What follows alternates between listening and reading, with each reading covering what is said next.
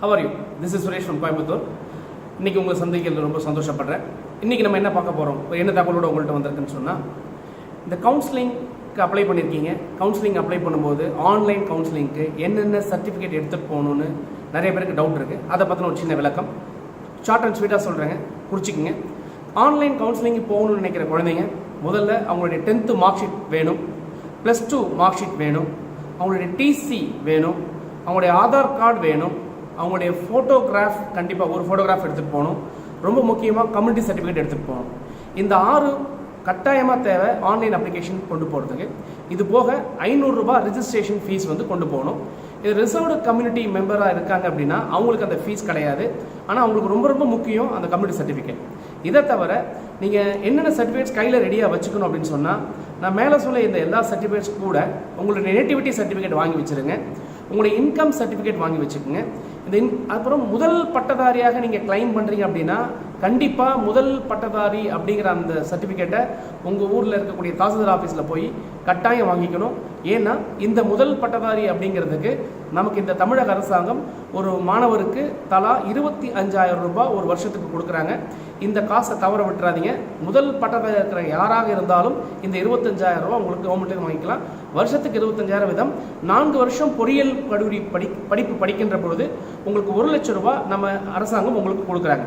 இதை தவிர இந்த ரிசர்வ்டு கம்யூனிட்டியில் இருக்கிறவங்க, குறிப்பாக அதாவது SC ST மாணவர்களாக இருக்கிறவங்களுக்கு நம்ம தமிழக அரசாங்கம் 50,000 ரூபாய் உங்களுக்கு வருஷத்துக்கு ஃபீஸ் கொடுக்குறாங்க.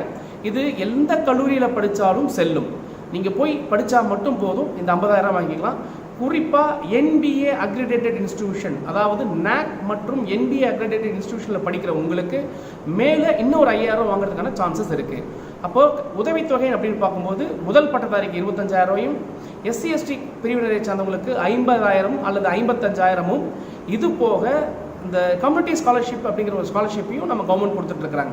இது யாருக்கெல்லாம் பொருந்தும்னா, அந்த வருமானம் இருக்கு இல்லைங்களா, ஒரு குறிப்பிட்ட வருமானத்துக்கு கீழே ஆண்டு வருமானம் உங்களுக்கு இருந்துச்சுன்னு சொன்னால் இவங்க எல்லாருக்குமே அந்த எக்ஸ்பென்சஸ், அவங்களுடைய ரெகுலர் எக்ஸ்பென்சஸ்க்காக தலா 5,500 ரூபாயிலேருந்து கிட்டத்தட்ட 6,000 ரூபாய் வரைக்கும் கிடைக்குது. இது SC ST மாணவர்களுக்கு. இதே போல் இது BC மாணவ வகுப்பினை சார்ந்தவங்களுக்கும் பொருந்தும். அதே மாதிரி அதாவது மோஸ்ட் பேக்வேர்டு MBCன்னு சொல்லக்கூடிய அவங்களுக்கும் பொருந்தும். இந்த நீங்கள் ஸ்காலர்ஷிப்பை நீங்கள் பயன்படுத்திக்கலாம். அதனால் பணம் இல்லை என்பதனால உங்கள் படிப்புகள் பறிபோகக்கூடாது.